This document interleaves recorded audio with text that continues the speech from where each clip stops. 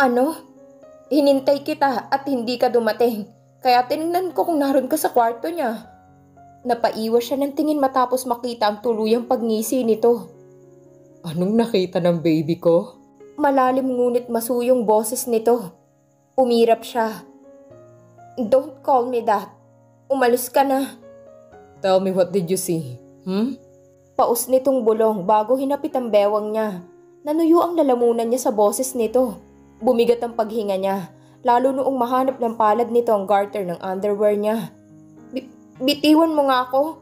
Doon ka na. Bumalik ka na sa ate ko. Asik niya. Don't be jealous, baby. We will do more than that. Next time, do not check her room. Huwag mo silang panoorin. Damn it. I miss you. Magaspang nitong pag-ungol. Hindi niya maintindihan ang sinasabi nito. Nakalimutan na rin niya ang antok matapos siyang lukubin ng init. Hindi naman halatang namiss siya nito. Ramdam na ramdam niya ang bawat galaw nito na nagpabaliw sa kanya. Naubos nga yata ang lakas niya matapos yon. Mabigat na rin ang paghinga nito noong gumulong sa tabi niya at hapitin ang kanyang bewang. Pinauna nito ang braso sa kanya at istriktong yumakap ang matipuno nitong braso sa bewang at tiyan niya. Ramdam niyang mainit nitong paghinga sa tenga niya. Bumuntong hininga siya. Namiss niya ang presensya at init nito at hindi niya kakayanin kung hindi siya nito muling bibisitahin. Hinagod niya ang braso nito. Gusto niya sanang itanong kung bakit hindi siya nito pinuntahan kagabi. Pero baka siya lang itong mainis sa sagot nito, lalo pat alam niyang dahilan. Dapat siguro ay masanay na siyang may kahati sa oras nito sa gabi. Please, wag mo namang gawin na hindi ako ulit bisitahin. Pakiusap niya rito. Marahas itong huminga ngunit hinalikan din ang punong tenga niya. I'm sorry. Tanging sambit nito. Kumalma siya kahit pa 2 salita lang ang sinambit nito. Tumikhim siya at mas hinagod ang braso nito. Baka naman pwede kitang i-text o tawagan sa numero mo. Ayoko kasing mag-overthink, Johan. Wala akong alam sa mga ginagawa mo. Natutuliro ako kapag nalilate ka ng dating sa kwarto ko. Gusto ko rin kamustahin kung kumain ka na ba o kung anong ginagawa mo sa opisina. Tuloy-tuloy niyang bigkas. Huminga siya ng malalim. Please, pagbigyan mo naman akong tawagan o padalhan ka ng mensahe sa numero mo. Pagpupumilit niya, ngunit mabigat na buntong hininga ang sagot nito sa kanya. No, don't ever message or call me on that number. Madiin at malambing nitong sagot. Nanlumo siya at nasaktan dahil doon. Ganoon ba ito katakot na mahuli sila ng ate niya? Leave, Johan. Ayaw muna kitang makausap. Bumalik ka na lang kapag handa ka ng pagbigyan akong i-message at tawagan ka sa numero mo. Malamig niya ring pakiusap. Maninindigan siya. Ayaw niyang pampalipas oras lang siya nito. Gusto niya rin ng aroga nito. Gusto niya ring makatanggap ng mensahe mula rito. Ayaw niya na puro aksyon lang sila sa gabi. Gusto din naman niyang maramdaman na may halaga siya rito at hindi pang kama lang. At kung hindi siya nito mapagbibigyan sa simpleng request lang, hindi niya rin muna ito pagbibigyan. Dinig niyang mabigat nitong buntong hininga. Is that what you want? Mabigat na tanong nito. Iniwas niya ang balikat matapos maramdaman ang panunuyong halik nito roon. Don't kiss me. Hindi ako madadala sa ganyan. Kung hindi mo ako kayang isingit sa oras mo sa umaga, hindi rin muna kita bibigyan ng oras sa gabi. Matatag niyang bigkas. Muli itong bumuntong hininga. Akala niya ipapayag na ito sa gusto niya, ngunit naramdaman niyang pagbaba nito sa kama. Take care of yourself then. Masuyong bigkas nito bago patakan ng halik ang paa niya. Mabilis niya yung iniwas at hindi ito nilingon. Kinunot niya lang ang noo at pinigilan ng sariling tingnan ng pag-alis nito, kahit pa narinig niyang pagbukas at sara ng pinto sa veranda niya. Ngunit noong hindi na niya maramdaman ang presensya nito ay napabalikwas siya ng upo. Gusto niya biglang magsisi. Pumikit siya ng mariin. Tama lang ang ginawa niya. Kung gusto niyang pahalagahan siya nito, dapat lang na mawala siya sa tabi nito upang mapagtanto nito kung gaano siya kaimportante. Pinilit niya maging panatag sa desisyong iyon. Nakadagdag pa sa ganda ng araw niya noong ibalik ng daddy niya ang susi ng kanyang sasakyan. At least ngayon ay hindi na niya kailangang hintayin pang driver. Kaya lang imbes na makapagtrabaho ng maayos sa opisina, lumipad lang ang utak niya kay Johan. Nagtatampo talaga siya rito. Ano ba naman kasi yung magte-text sila at magtatawagan? Hindi naman oras-oras na nakalingkis ang ate niya rito. Nalungkot siya pero naisip niya rin na baka hindi naman siya nito matitiis. Na baka pasyalan muli siya nito mamayang gabi.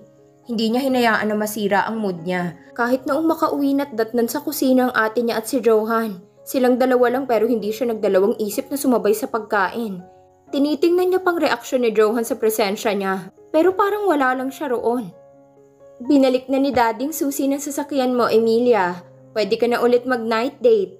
Tukso sa kanya ng ate niya. Pilit siyang ngumiti. Ang atensyon niya ay napunta sa kung paano ipaghiwa ng karne ni Johan ang ate niya. I hope so. Baka nagtampo na sa akin. Makahulugan niyang bigkas. Mali. Ako palang nagtatampo sa kanya. Bawi niya.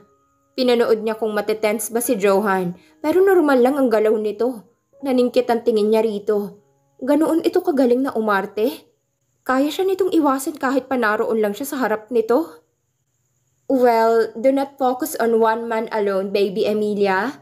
Humanap ka rin ng matino at hindi babaero kagaya ng Kuya Johan mo. Right, love?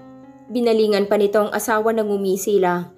Pero pinatakan din naman ng halik sa pisngi ang ate niya. Gusto niyang mainis lalo pat kita niyang pamumula ng pisngi ng ate niya. Ang tingin niya ay tumalim pero umiwas siya noong lingunin siya nito. Kung alam lang nito na niroromansa din siya ni Johan gabi-gabi. Mas maraming beses pa nga kumpara sa ginagawa nila. Tumikhim siya at pasimpleng ginalawang paa. Hinanap ng heels niya ang paa ni Johan sa ilalim ng mesa. Hindi naman siguro masamang ipaalala rito kung sino siya sa buhay nito, di ba? Pasimple niyang sinubo ang karne bago marahang inangat ang paa at sensual na tinalunto ng binti ni Johan. Kita niyang nangunot ang noon nito. At bago pa makaabot ang paa niya sa pagitan ng hita nito, iniwas na nitong mga hita. Nagtataka pa itong tumingin sa kanya na kinakurap niya. What are you doing? May lamok ba? Nalilitong tanong nito. Kita niyang nangunot ang noo ng ate niya at naglipat-lipat ng tingin sa kanya at kay Johan. Ha? Bakit? May lamok ba sa ilalim ng mesa? Nagtatakang tanong nito. Napatikhim siya at nahiya sa ginawa. Ngayon ay nagmukha pa siyang desperada. Agad na siyang tumayo at nagpaalam na sa mga ito. Pagdating sa kwarto niya ay napasigaw siya sa inis. Buwisit talaga. Hindi man lang makaramdam. Napakamanhid. Bubulong-bulong niya. Hindi man lang ba naisip ni Johan na inaakit niya ito? Para itong bato at inosente. Ibang-iba talaga kapag nasa kama silang dalawa. Sinubukan niya pa rin itong hintayin sa gabing yon. Pero siya nang nadismaya dahil walang Johan na umakyat sa kwarto niya. Alam niya kung nasaan ito sa mga oras na yon. At kahit na alam niyang masasaktan na naman siya ay pumunta pa rin siya sa kwarto ng ate niya. Dumagundong ang dibdib niya at kahit na may kabay pinihit niya ang doorknob. Hindi niya alam kung sinasadya ba na hindi yun nakalak o kinakalimutan lang ng mga ito. Tinagilid niya ang ulo upang masilip ang loob sa maliit na siwang ng pinto. At gusto niyang manabunot matapos makita kung ano ang ginagawa ng dalawa. Talagang nagsisi na siya sa desisyon niyang itaboy ito. Nakalimutan niyang may asawa nga pala itong pwedeng pag-alayan ng init bukod sa kanya. At mukhang sinasampal siya ng katotohanan na yun. Dahil 3 sunod-sunod na gabi na hindi siya binisita ni Johan. Nag-init ang sulok ng mga mata niya. Gustong palitan roon sa ibaba ang ate niya. Ang balak niyang pagbubukas sa pinto ay naantala matapos maramdaman ng palad sa balikat niya. Nabitiwan niya ang doorknob at napalingon sa kanyang likod, ngunit seryosong mukha ng kanyang mami ang kanyang nakita. What are you doing, Emilia? Bakit ka nakasilip sa kwarto ng ate mo? Hindi makapaniwalang tanong nito na kinalamig ng katawan niya. Mommy? Nanginig ang boses niya sa kaba. Hindi siya makaiwas ng tingin sa mariing titig nito sa kanya. Alam niya kung anong posibleng iniisip nito ngayon. It's not what you think, Mom. Kinakabahang bigkas niya. Pumirmi ang mga labi nito. Maingat nitong sinarang pinto ng kwarto ng ate niya bago siya nilingon. Follow me, Emilia. May otoridad na utos nito bago tumalikod at tumungo sa hagdan. Napapikit siya ng mariin at napamura sa hangin. Hindi niya alam ang sasabihin dito. Ang puso niya ay kakawala na yata sa kaba. Pinisil niya ang mga kamay bago sumunod rito. Naroon na ito sa kusina at umiinom ng malamig na tubig. Binaba nito ang baso at tinuro ang upuan sa harap ng mesa. Sit down. Nakayuko siyang sumunod. Lalo lang nag-init ang sulok ng mga mata niya sa sitwasyon. Of all people, bakit ang mama niya pang nakahuli sa kanya? Sa bagay mas delikado kung ang daddy niyang nakakita. Tell me, bakit mo sinisilip ang ate mo at Kuya Johan mo? Simpleng tanong lang yun pero para siyang iniimbestigahan sa korte. Natatakot siya na baka malaman nitong ugnayan niya kay Johan. Sabi niya noon ay handa siya sa anumang consequences. Pero ngayong kaharap ang mami niya, hindi niya maamin ang totoo. I'm not a maniac, Mom. If that's what you are thinking. Agad niyang agap dahil alam niyang yun ang tumatakbo sa isip nito. Namewang ito't seryosong tumitig sa kanya. Then what, Emilia? Bakit ka naroon at hindi umaalis kahit na alam mong nasa kalagitnaan ng pag-iisang ate mo at ang kuya Johan mo? Medyo madiing tanong nito. Nanginig ang labi niya at gustong maiyak.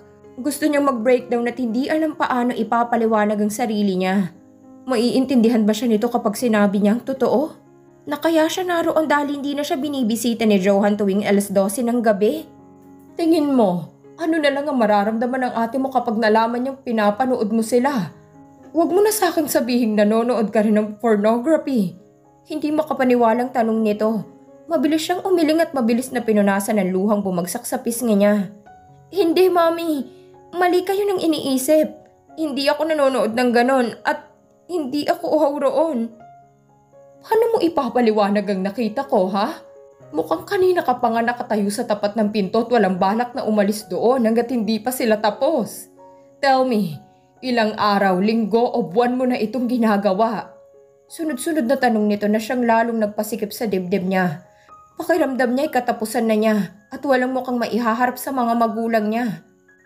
3 days, Mommy. Sobrang hinang sagot niya pero narinig nito. My God, Emilia! Hindi nito mapigilang bulalas. Para siyang tinubuan ng 3 ulo sa klase ng tingin nito. Pero hindi ko gustong mapanood sila sa ganoong ayos, Mommy. Believe me, ibang pakay ko roon. Naiiyak na pagmamakaawa niya. Naningkit ang mga mata nito. Ano nga? Bakit ka nga naroon sa ganitong oras ng gabi? Kasi hindi ko rin maintindihan kung bakit ang dalagang bunsong anak ko ay nanonood sa ginagawa ng mag-asawa. Gusto mo na rin mag-asawa, ha?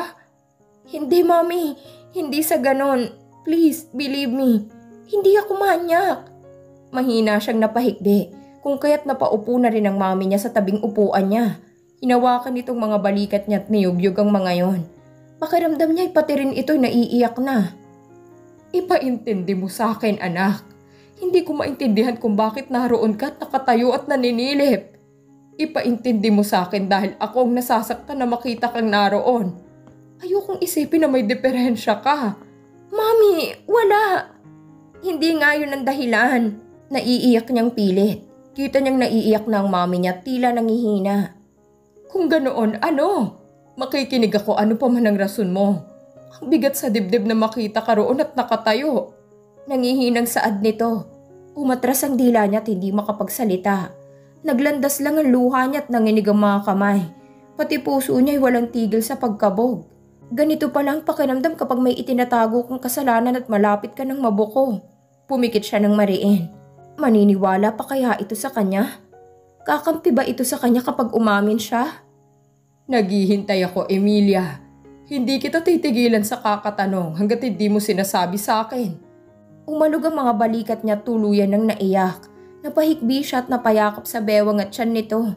Doon siya umiyak ng umiyak. Inilabas ang sama ng loob niya at pagtatampo kay Johan.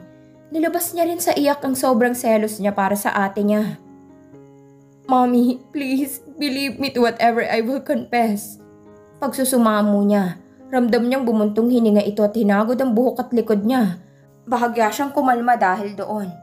Nandito lang naman ako, anak. Pwede mo kong sabihan kung ano man ang pinagdadaanan mo. Makikinig ako, Para na naman siyang nakahanap ng kakampi dahil doon. Gusto niyang magtiwala rito kahit pa posibleng magalit ito sa aaminin niya. Umahon siya sa pagkakayakap dito at pinunasan ng mga pisngi. Inabutan siya nito ng malamig na tubig kaya't uminom muna siya bago nagsalita. Mabigat siyang huminga ng malalim. Me and Johan are having a secret affair, Mommy. Maingat niyang pag-amin. Pinagmasdan niya ang pag-awang ng mga labi nito at pagkagulat sa mga mata. Anong sabi mo, Emilia? Muli siyang bumuntong hininga. Di ba po, sinabi ko noon na kasama ko si Johan sa bar at siyang naghatid sa akin pa uwi. Totoo yun, Mommy. Hindi ako nagsisinungaling. Gabi-gabi siyang nasa kwarto ko. Dumadating tuwing alas 12 simula noong gabi ng kasal nila ni ate. Hindi rin po ako makapaniwala and swear, sinubukan ko po siyang itaboy pero siya tong mapilit at lagi akong inaangkin. May kabang kwento niya. Pinanood niya ang reaksyon nito. Noong makitang wala itong kibot mukhang handa pang makinig sa kanya, kaya't nagpatuloy siya. Hindi niya na nga namalayan na nakangiti na siya at gumaan ang pakiramdam niya na may masabihan sa relasyon nila ni Johan. Johan is my dream guy, Mommy. I was shocked when I saw him in my room. Alam ko naman pong mali pero... Pero mahal mo? Tanong nito na nagpangiti sa kanya. Tumango siya sa ina at umaasang humarap dito. Tingin niyo po ba kaya niyang hiwalayan si ate para sa akin? Umawang ang mga labi ng mami niya, kaya hinawakan niyang kamay nito. Please, Mommy, wag po kayong magagalit sa amin. Magiging maayos naman ang hiwalayan nila ni ate kung sakali. Pagpapaintindi niya rito. Pumikit ito ng mariin. Pagmulat ng mga mata nito'y puno ng mga yun ng simpatya. At pagkahabag, huminga ito ng malalim at ito na mismong pumisil sa kamay niya. Ayos lang ba na kumonsulta tayo sa isang psychiatrist? Maingat na tanong nito na nagpalaki sa mga mata niya.